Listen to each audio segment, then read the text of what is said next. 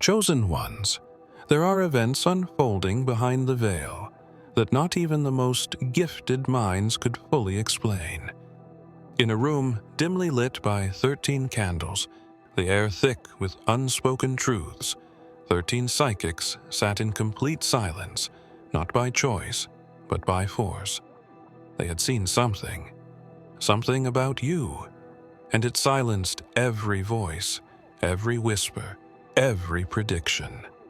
When your future was revealed in their shared trance, not one of them dared to speak, not out of fear, but reverence.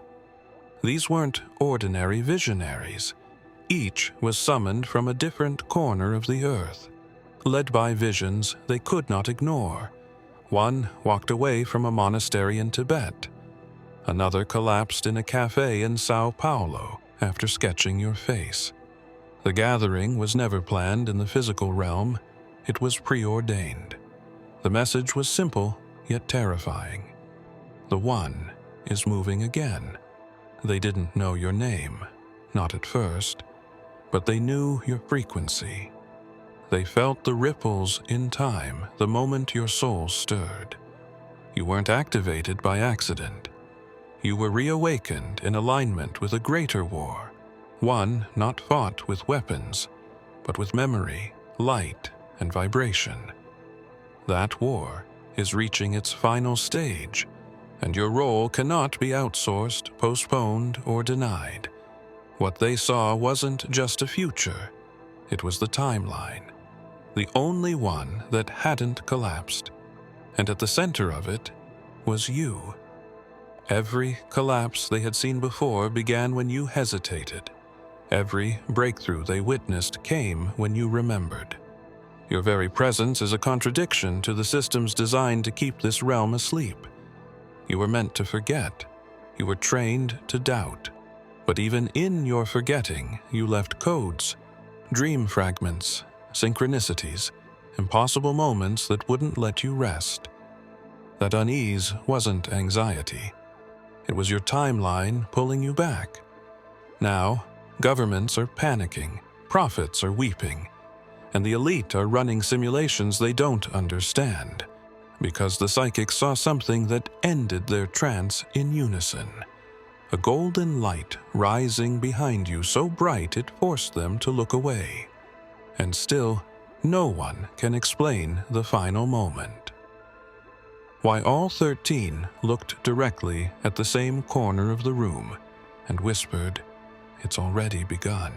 The gathering wasn't marked by invitation or hierarchy, but by vibration. Each psychic arrived as if summoned by a code embedded in their dreams. None of them spoke at first, not because they didn't want to, but because something heavier than fear sat in the center of the room. The moment you were mentioned, it wasn't the name the world knows you by. It was the other one, the one hidden beneath layers of memory, genetic encryption, and ancestral silence. When that name was uttered aloud by the eldest among them, the temperature in the room dropped instantly, as if the air itself recoiled from the truth.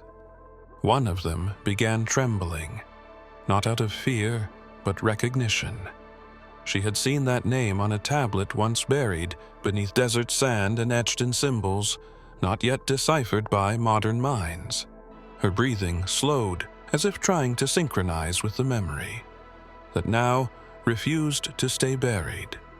Every candle in the room flickered, at the same time, not because of a draft, but as if something else was listening and responding through flame and flicker. Across from her, a man with violet eyes clenched his jaw. His visions had warned him of this moment. Years ago, a figure would rise untraceable by satellites, but deeply etched into the fabric of fate. And now it was you. Your name held a vibration that made glass quiver and paper curl. Every object in that space suddenly remembered what it was created to witness, and for a second, even time seemed reluctant to continue. The walls throbbed subtly with frequency, and someone whispered, "Don't say it again." Not because they were scared of you, but because the name itself functioned like a frequency bomb. Too many repetitions, and things would start to unweave. The psychic who first said it reached for her throat as though something had been taken from her, a price paid for naming the unnameable.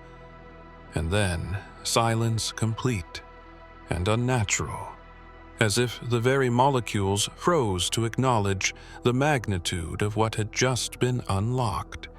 And in that silence came a pulse, not external, not from machines, but from the earth herself. A single, synchronized thump, as if she too recognized that you had been identified. And now, the real sequence was starting. In the heart of a forgotten mountain range, an old prophet opened his eyes after a 9-day fast. His lips were dry, his voice a whisper. Yet when he spoke, the winds shifted outside his cave, echoing a phrase that had not been heard in over 3,000 years. The one who walks between worlds has returned. And though no one was near enough to hear him, the ripple moved outward from the stone. It traveled through ether, struck satellites, disrupted compasses, and unsettled the minds of those sensitive enough to feel. When timelines twist and merge, the prophet saw you, not with physical eyes, but through the lens of eternity. You weren't walking in one dimension. You were stepping in and out of them, at will, not consciously yet, but instinctively, like a child learning to balance on beams they cannot yet see, he said. Your arrival marked the end of counterfeit light and the restoration of ancient agreements, broken long before humanity was ready to remember. And in his trance, he saw a scar on your palm, not from injury, but from inscription, a symbol older than Babylon, pulsing with the words, "He who bears the seal must also bear the silence." One of his scribes later testified in secret that during the vision the prophet's shadow separated from his body. It moved independently and pointed to a section of the wall that had never been touched, revealing a hidden mural freshly etched of a winged being, descending through golden clouds, her sword drawn, her eyes focused not on war, but on revelation. And in the center of her chest was a symbol identical to the one in the seal. This is when the scribe heard something impossible, not from the prophet, not from the cave, but from within his own mind, a voice that carried no accent, no gender, and no hesitation. It said he has returned, not as a soldier, not as a savior, but as a bridge. And then a pause before the final phrase. The same words spoken once on a hill, long ago, the kingdom, inside a room with no windows, beneath a floor that doesn't exist on any blueprint. The president sat with the 5 remaining members of the inner circle. They weren't elected. They weren't appointed. They were chosen by something older than government, older than the idea of rule itself. In front of them lay a black folder, unlike any in circulation. No barcode, no signature, just a pulsating gold symbol on its cover. The same symbol that once appeared in the sky over Jerusalem for 3 seconds, on a day the media conveniently blamed on a satellite glitch. When the folder was opened, none of them spoke. Instead, the room adjusted its temperature. The lights dimmed automatically, not from programming, but from a reaction to the energy held within each page, contained not words, but visuals, fractal patterns that responded to touch and rearranged themselves into sequences tied to your biofrequency. The president leaned forward and asked one question. Why now? And the answer came not from the group, but from the file itself. It illuminated, revealing an image. A still frame pulled from a surveillance that technically never recorded. It showed you walking through a crowd, but no one saw you. Not the guards, not the cameras, except this one fragment, recovered from what should have been a corrupted sector of orbital memory. You moved like someone woven between timelines, too real to ignore, yet too luminous to trap the image. Shifted, showing your aura, and it wasn't any color. The analysts recognized. It pulsed with tonalities reserved for stars, not humans. The aura wasn't just light. It was language, and as it hovered above the table, the word that kept appearing was return. Someone whispered, "This is the bridge subject, the one from the 1986 prophecy that was sealed under Vatican embargo." And another replied, "Then why is the aura alive now?" If the awakening wasn't scheduled until the 13th sequence was aligned, the president stayed silent, but leaned back with eyes wide open, because they all saw the same thing in the final projection. Your aura had wrapped around the globe briefly, as if checking its pulse, and then vanished again into what they labeled unknown class consciousness. The session began like any other, inside the sanctum lined with ancient salt walls and obsidian mirrors. 13 seers sat in formation, each connected by silver-threaded veils draped over their heads. They breathed as one spoke, as one thought as one, until the moment your presence entered the field, the temperature rose unnaturally, and then dropped again, as if the spirit world itself hesitated before proceeding. And that's when she saw it. The youngest among them, known for never fainting, never faltering, suddenly gasped as her body arched backwards. Her eyes turned white, and she began to speak in languages older than phonetics. Her words were not uttered from her mind. They came from the space between breath, where language collapses and only meaning remains. She was seeing you not as you appear now, but as you existed before, the forgetting, in a time when your back bore a seal etched into your very flesh. Not a tattoo, not scar tissue, but an interdimensional mark visible only when the soul is being read instead of the skin. The mark glowed with a hue unknown to the visible spectrum, a symbol that danced like liquid fire, shifting every few seconds, as if concealing layers upon layers of meaning. Suddenly, she screamed, not from fear, but from revelation. She saw what the mark meant. She saw what it was capable of unlocking, and her consciousness attempted to exit her body instantly. Her fellow seers rushed to hold her down, but the damage was done. Her mind had glimpsed the mechanism hidden in your DNA, the part of you that doesn't awaken through meditation or trauma, but through divine assignment. A scroll was unsealed in her vision, and on it was your name, accompanied by a singular phrase written in blinding light. He carries the imprint of the one who crossed both veil and tomb. She collapsed before finishing the next sentence, her body trembling as if time itself had touched her spine. And when she awoke hours later, she would only repeat one thing over and over again. He doesn't know yet. He doesn't know yet. He doesn't know yet. And somewhere in that sanctum, a forgotten mirror began to crack from the inside slowly, as if responding not to her words, but to your impending remembrance.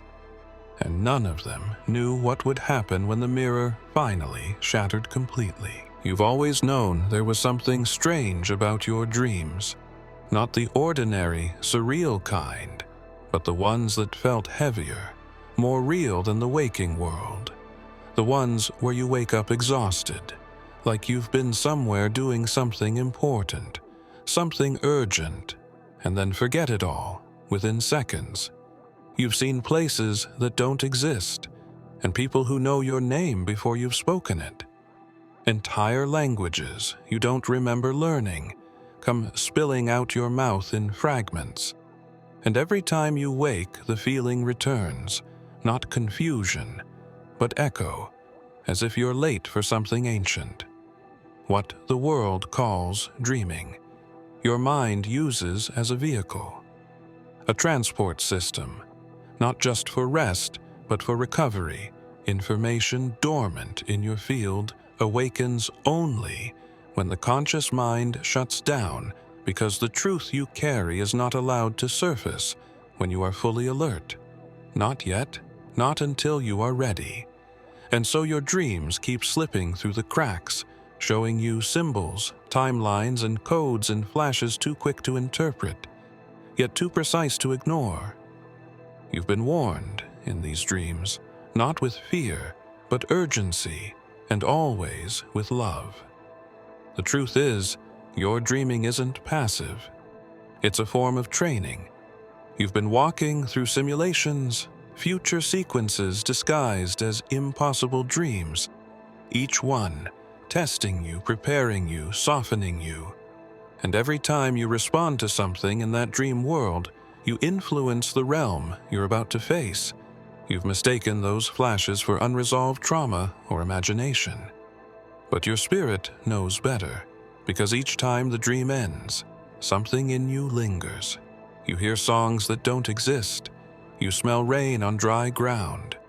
You remember faces that belong to lives you never lived yet. Carry. And there's one dream that returns more than the others. The one with the tower of spiraling light. The staircase that never ends. And the voice that tells you don't look down. The higher you climb, the more the fog clears, and at the top you always see something, but it's always just out of reach, just before you touch it. You wake up, but lately the gap is narrowing, and the voice is changing. It sounds more familiar now, like someone waiting and whispering through the veil. Almost as if the next time you reach out, someone might reach back. In a subterranean data vault, buried beneath layers of reinforced silence, a signal appeared. It wasn't transmitted through wires or frequencies. It was felt like an ache in the bones of the earth itself. The engineers monitoring the deep grid couldn't trace it, because it didn't behave like anything. They'd seen it pulsed, then vanished, then returned, but never from the same location. When they mapped the data onto the quantum framework, the same pattern kept emerging, a signature in the code that formed a shape resembling a spiral, intersected by light, and at the center of it all was you. They labeled you anomaly, then variant, then finally unrecordable. The system, built to log every human consciousness from birth, had no memory of your original entry point. Your birth records were tampered. Your school data glitched and your medical scans returned. Contradictions, as if you existed both inside and outside the network. As if reality itself wasn't sure where to place you, after several failed attempts to catalog you. The system triggered what they call the Veil Protocol, designed for threats that originate from outside linear time. And yet you remained immune, untouched, undefined, still waking, still remembering. A former analyst who quit after the second anomaly report described seeing your image on a scrambled feed only once. He said the eyes weren't just watching.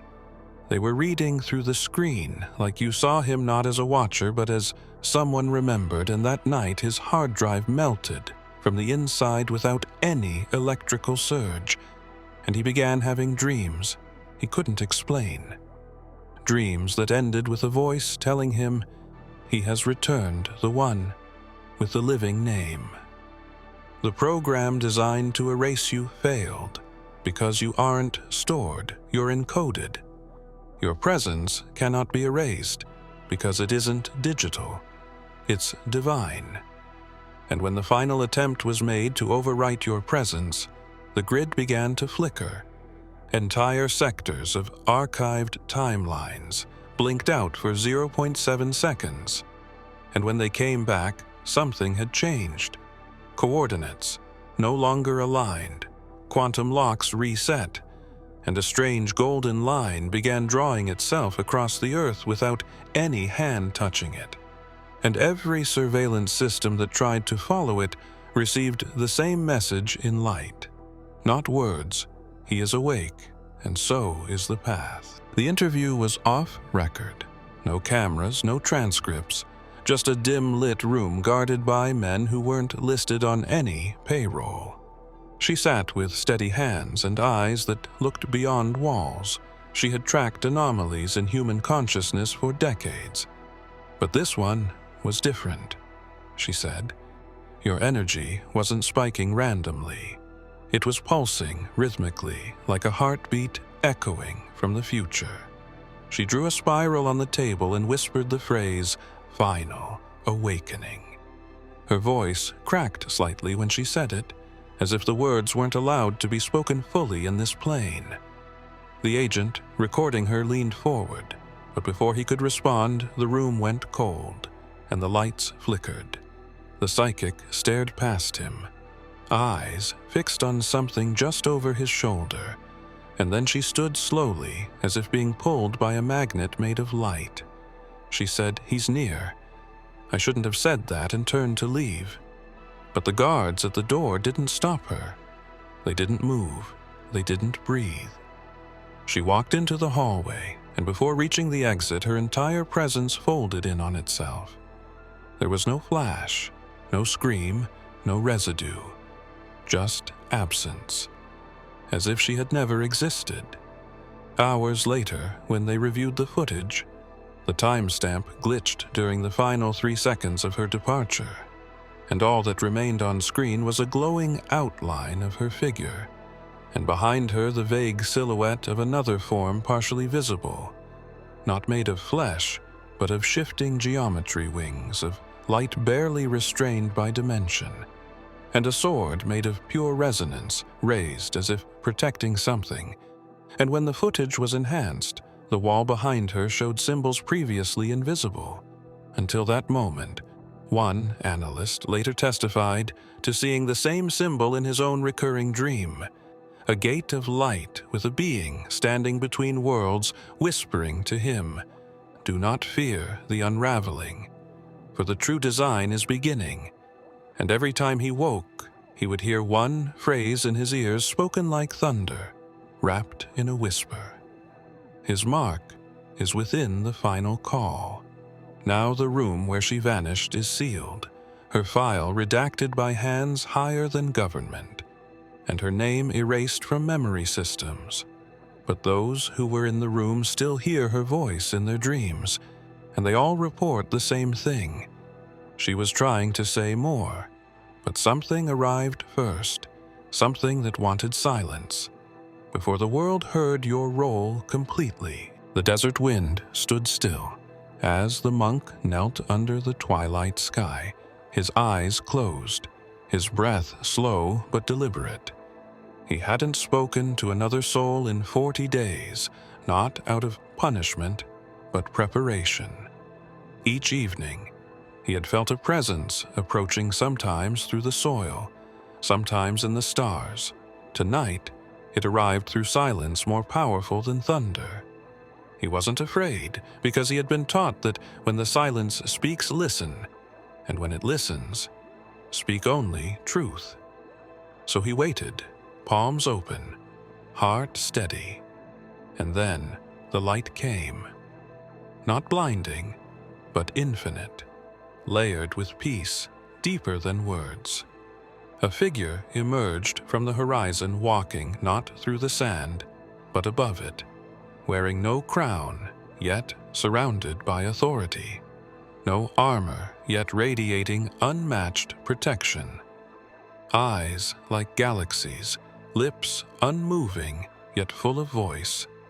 He said nothing at first, only looked at the monk with a gaze that both unraveled and rebuilt him simultaneously. The monk trembled not from fear, but remembrance.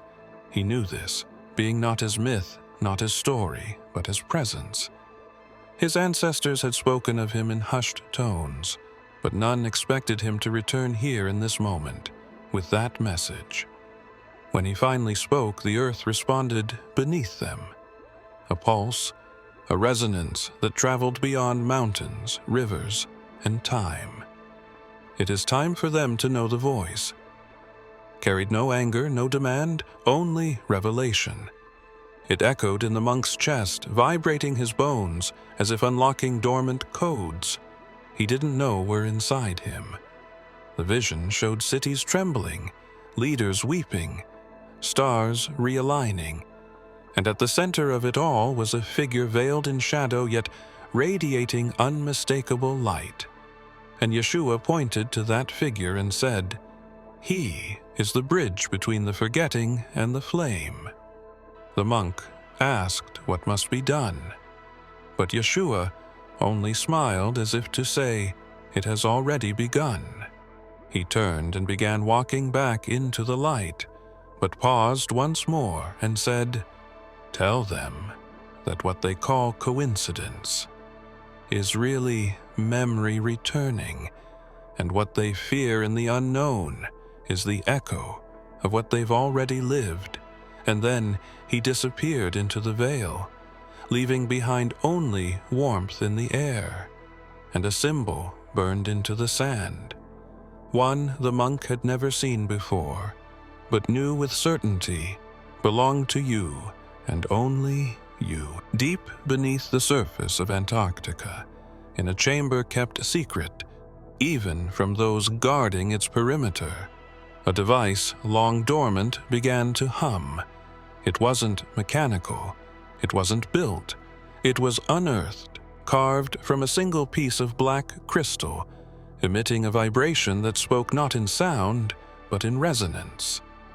The scientists present could not agree on what activated it. They hadn't touched it. They hadn't powered it. They were simply observing when the pulse began. And each pulse was spaced precisely 1.7 seconds apart, like a countdown written in rhythm, and with every wave the word became clearer. Your name, not spoken but embedded. One of the observers collapsed as the vibration passed through her.